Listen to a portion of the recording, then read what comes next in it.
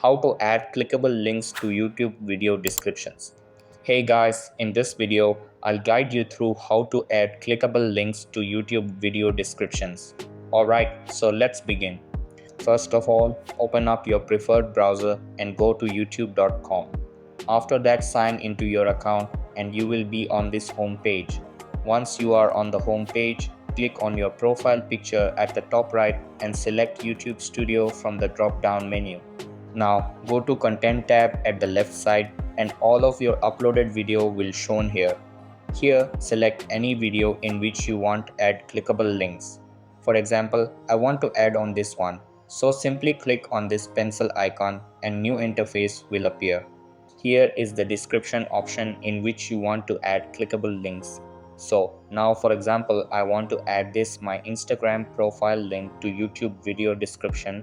So anyone will click on this will be redirected to my Instagram profile. Once you copy it, go back and paste the link in YouTube video description.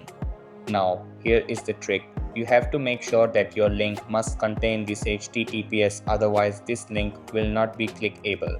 Click on save and that's it. If you go your video now, you can see the link is here. If it is not clickable, wait for some time and you are good to go.